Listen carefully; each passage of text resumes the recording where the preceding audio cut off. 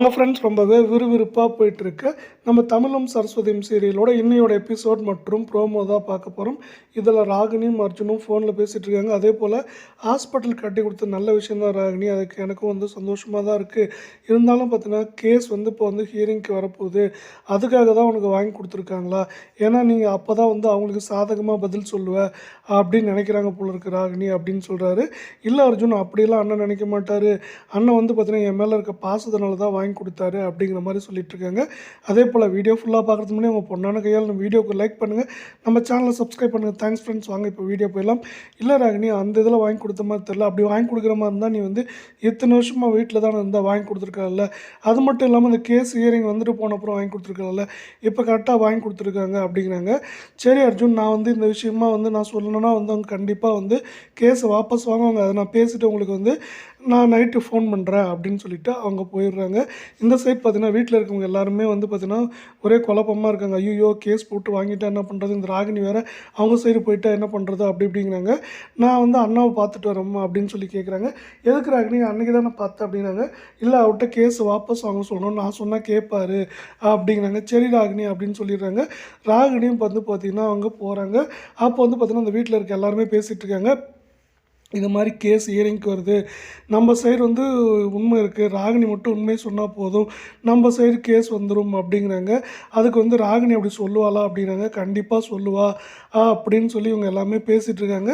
அந்த டைம் பார்த்து ராகினி வராங்க. வந்தோடனே வா ராகினி, என்ன ராகினி இப்போ வந்திருக்கு அப்படின்னாங்க.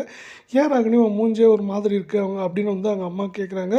அதுக்கு பார்த்திங்கன்னா எனக்கு நல்லா தான் இருக்குது, எல்லாமே சந்தோஷம் தான். இருந்தாலும் பார்த்திங்கன்னா கேஸ்க்காக தான் பார்த்திங்கன்னா அண்ணன் இது மாதிரி ஹாஸ்பிட்டல் வாங்கி கொடுத்துருக்காங்க அப்படின்னு எல்லாம் சொல்லுவாங்க. அதே போல் அர்ஜுன் சொல்கிறாரு அப்படின்னாங்க. அவன் தெரியுமா, அவன் இப்படி தான் பண்ணுவான் அப்படின்ட்டு அப்படிங்கிறாரு. இல்லை, அர்ஜுன் மட்டும் இல்லை, அந்த வீட்டில் இருக்கவங்களும் சொல்லுவாங்க அப்படிங்கிற மாதிரி சொல்கிறாங்க. அண்ணே, அந்த கேஸ் மட்டும் வாபஸ் வாங்கிருந்தேன் அப்படின்னு சொல்கிறாங்க. அதுக்கு தமிழ் சொல்கிறாரு. இல்லைம்மா, அந்த கேஸ்லாம் வாபஸ் வாங்க முடியாது. அதே போல் அப்பா அம்மா கஷ்டப்பட்டு வாங்கினது, அதை அவன் பார்த்தீங்கன்னா ஏமாற்றி வாங்கியிருக்கான். அதனால் பார்த்தீங்கன்னா அந்த கேஸ் எங்களால் வாபஸ் வாங்க முடியாது அப்படிங்கிறாங்க. உடனே கார்த்தியும் செம்ம டென்ஷனாக கத்துறாரு. அதெல்லாம் வாங்க முடியாது ராகினி, அவன் ஏமாற்றிட்டு இருக்கான். அது மட்டும் இல்லாமல் சரஸில் எவ்வளோ குடும்பப்படுத்தியிருக்கான், அதனால் எங்களால் கேஸை வாபஸ் வாங்க முடியாது அப்படின்னு சொல்கிறாங்க. அதே போல் நடேசனும் சொல்கிறாங்க. இது மாதிரி அவன் ஓவராக பண்ணிட்டுருப்போம், அதெல்லாம் நாங்கள் பார்த்துட்ருப்போம்னு நினைக்காத ராகினி அப்படின்னு சொல்லிட்டுருக்காரு. அப்போ கோதையும் சொல்கிறாங்க, இந்த மாதிரி கேஸ் வாபஸ் வாங்குறத தவிர வேறு எதனாலும் பேசுகிறாங்க நீ அப்படின்னு சொல்கிறாங்க. இல்லை, எனக்கு அதை தவிர பேசுறதுக்கு எதுவுமே இல்லை, நீங்கள் இப்படிலாம் செய்வீங்கன்னு எனக்கு தெரியும் அப்படின்னு சொல்லிட்டு ராகினி எப்பவும் போல் அங்கேருந்து கோச்சிட்டு போயிடுறாங்க. அபி அங்கே பார்த்தீங்கன்னா தண்ணி விட்டுட்டுருக்காங்க. வீட்டுக்கு போகிறப்ப அபி எங்கே ராகினி அப்படி போயிருந்தீங்க அப்படி கேட்குறா. அப்பா அம்மா தான் பார்க்க போனேன் அப்படிங்கிறாங்க. குழந்தை எங்கன்னு, குழந்தை இப்போ தான் தூங்கிட்டு இருக்கு அப்படிங்கிறாங்க. உடனே பார்த்தீங்கன்னா என்ன ராகினி சொன்னாங்க அப்படின்னு சொல்லிட்டு இவங்க அர்ஜுனோட அம்மா கேட்குறாங்க. ராகினி போயிட்டு வீட்டில் ரூமில் உட்காந்துட்டு எனக்கு ஒரு காஃபி போட்டோம் அபி அப்படின்னு சொல்கிறாங்க. தலைவலிக்குது அப்படிங்கிறாங்க.